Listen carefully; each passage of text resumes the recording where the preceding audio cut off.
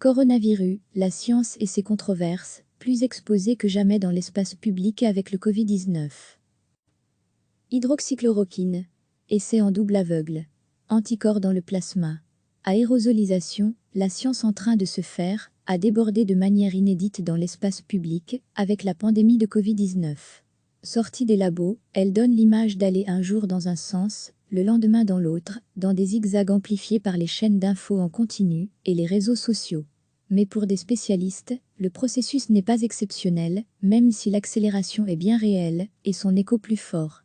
Degré à lire aussi, toutes nos infos sur le coronavirus, constat partagé, le nombre d'études explose et le rythme des publications s'accélère. Logique en pleine crise sanitaire mondiale, quand la circulation rapide de connaissances scientifiques est d'une importance cruciale, relève Serge Orbach, de l'université Radboud, Pays-Bas, dans une étude consacrée aux publications sur le coronavirus. Le chercheur recensait mi-avril pas moins de 2102 préprins liés au Covid-19, apparus à peine 4 mois plus tôt, soit des études publiées en ligne sans passage par le filtre des comités de lecture des revues scientifiques classiques. De leur côté, ces revues ont considérablement accéléré le processus de publication pour les études consacrées à la pandémie, avec un délai réduit de 49% ou 57 jours en moyenne. Certains titres affichent même une baisse du temps de publication de plus de 80% comparé à la période pré-crise. On peut se demander si plus vite est toujours, synonyme de « mieux », s'interroge l'auteur, craignant un troc entre rapidité et qualité. Ce que nous voyons n'est que la brutale accélération de tendances existantes, nuance Ivan Oransky, cofondateur de Retractation Watch, site américain spécialisé dans l'analyse des corrections d'études scientifiques. Ça fait des années que les journaux promettent des relectures par les pairs de plus en plus rapides. Et en période de crise, il est compréhensible que les scientifiques travaillent très vite, que les papiers soient publiés plus rapidement. Ce n'est pas un mal en soi, mais nous devons comprendre qu'il y aura plus d'erreurs. Avec la médiatisation et l'amplification sur les réseaux sociaux, le sentiment de yo-yo dans les connaissances augmente, mais n'a rien de surprenant pour cet expert. Regardez la couverture par beaucoup de journalistes des effets du café, du vin rouge ou du chocolat. Une semaine ça peut être bénéfique, la semaine suivante ça vous tue. En fait, personne n'est très sûr, et on se concentre trop sur des études spécifiques. Autre explication du foisonnement, la compétition pour les crédits de recherche.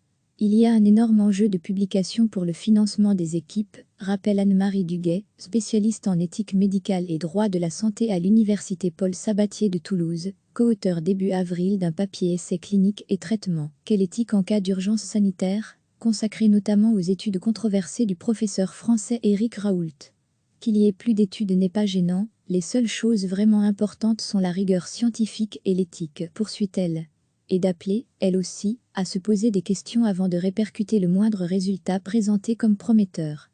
Quant aux divergences entre chercheurs, c'est l'essence même du processus scientifique, rappelle Anne-Marie Duguet. Dans toutes les conférences scientifiques, il y a des controverses, c'est très enrichissant. Mais que veut le public? Qu'on trouve un remède miracle, que ça marche et que ça aille vite. Ce que le public ne comprend pas, c'est l'incertitude, qu'on puisse dire qu'on ne sait pas. Pourquoi Raoult marche bien? Il n'a pas de doute, il avance. Degré à lire aussi, Covid-19, comment vous y retrouvez dans les publications scientifiques? D'un coup, les temps scientifiques, médiatiques et politiques seraient censés s'harmoniser, décrypte Benoît Gauthier, professeur à l'université de Zurich et codirecteur du groupe de recherche en épistémologie du Collège de France. Ainsi le professeur Raoult a précisément choisi de s'afficher hors la temporalité de la recherche, prendre le temps de trouver, où sa méthodologie était contestée, pour se placer dans celle de l'urgence de la médecine, traiter les malades. Pas loin, selon lui, du temps politique qui suppose d'arrêter le flux d'informations à un moment pour décider. Et si les polémiques qui résultent de ces contraintes contradictoires peuvent avoir un effet de désenchantement, où le public se dit qu'est-ce que c'est que ce bazar, Benoît Gauthier y voit surtout l'expression, plus publique que d'habitude, du processus permanent de réfutation sur lequel repose la recherche. Et de résumer, en fait, à l'occasion du Covid, on se retrouve anormalement exposé au fonctionnement normal de la science. Hydroxychloroquine. Essai en double aveugle. Anticorps dans le plasma. Aérosolisation, la science en train de se faire, a débordé de manière inédite dans l'espace public, avec la pandémie de Covid-19. Sortie des labos, elle donne l'image d'aller un jour dans un sens, le lendemain dans l'autre, dans des zigzags amplifiés par les chaînes d'infos en continu et les réseaux sociaux.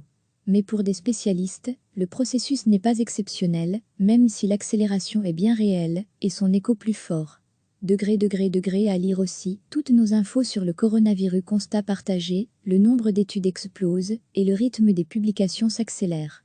Logique en pleine crise sanitaire mondiale, quand la circulation rapide de connaissances scientifiques est d'une importance cruciale, relève Serge Orbach, de l'Université Radboud, Pays-Bas, dans une étude consacrée aux publications sur le coronavirus. Le chercheur recensait mi-avril pas moins de 2102 préprints liés au Covid-19, apparus à peine 4 mois plus tôt, soit des études publiées en ligne sans passage par le filtre des comités de lecture des revues scientifiques classiques. De leur côté, ces revues ont considérablement accéléré le processus de publication pour les études consacrées à la pandémie, avec un délai réduit de 49% ou 57 jours en moyenne. Certains titres affichent même une baisse du temps de publication de plus de 80% comparé à la période pré-crise. On peut se demander si plus vite est toujours, synonyme de mieux, s'interroge l'auteur, craignant un troc entre rapidité et qualité. Ce que nous voyons n'est que la brutale accélération de tendances existantes, nuance Ivan Oransky, cofondateur de Retractation Watch, site américain spécialisé dans l'analyse des corrections d'études scientifiques. Ça fait des années que les journaux promettent des relectures par les pairs de plus en plus rapides. Et en période de crise, il est compréhensible que les scientifiques travaillent très vite, que les papiers soient publiés plus rapidement. Ce n'est pas un mal en soi, mais nous devons comprendre qu'il y aura plus d'erreurs. Avec la médiatisation et l'amplification sur les réseaux sociaux, le sentiment de yo-yo dans les connaissances augmente, mais n'a rien de surprenant pour cet expert. Regardez la couverture par beaucoup de journalistes des effets du café, du vin rouge ou du chocolat. Une semaine ça peut être bénéfique, la semaine suivante ça vous tue.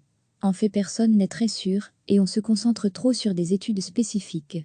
Autre explication du foisonnement, la compétition pour les crédits de recherche. Il y a un énorme enjeu de publication pour le financement des équipes, rappelle Anne-Marie Duguet, spécialiste en éthique médicale et droit de la santé à l'Université Paul Sabatier de Toulouse, co-auteur début avril d'un papier essai clinique et traitement. Quelle éthique en cas d'urgence sanitaire, consacré notamment aux études controversées du professeur français Éric Raoult. Qu'il y ait plus d'études n'est pas gênant, les seules choses vraiment importantes sont la rigueur scientifique et l'éthique, poursuit-elle. Et d'appeler, elle aussi, à se poser des questions avant de répercuter le moindre résultat présenté comme prometteur. Quant aux divergences entre chercheurs, c'est l'essence même du processus scientifique, rappelle Anne-Marie Duguet. Dans toutes les conférences scientifiques, il y a des controverses, c'est très enrichissant. Mais que veut le public? Qu'on trouve un remède miracle, que ça marche et que ça aille vite. Ce que le public ne comprend pas, c'est l'incertitude, qu'on puisse dire qu'on ne sait pas. Pourquoi Raoult marche bien? Il n'a pas de doute, il avance. Degré à lire aussi, Covid-19, comment vous y retrouvez dans les publications scientifiques? D'un coup, les temps scientifiques, médiatiques et politiques seraient censés s'harmoniser, décrypte Benoît Gauthier, professeur à l'Université de Zurich et codirecteur du groupe de recherche en épistémologie du Collège de France. Ainsi le professeur Raoult a précisément choisi de s'afficher hors la temporalité de la recherche, prendre le temps de trouver, où sa méthodologie était contestée, pour se placer dans celle de l'urgence de la médecine, traiter les malades. Pas loin, selon lui, du temps politique qui suppose d'arrêter le flux d'informations à un moment pour décider. Et si les polémiques qui résultent de ces contraintes contradictoires peuvent avoir un effet de désenchantement, où le public se dit qu'est-ce que c'est que ce bazar, Benoît Gauthier y voit surtout l'expression, plus publique que d'habitude, du processus permanent de réfutation sur lequel repose la recherche. Et de résumer, en fait, à l'occasion du Covid, on se retrouve anormalement exposé au fonctionnement normal de la science. Cliquez sur s'abonner pour recevoir les dernières nouvelles.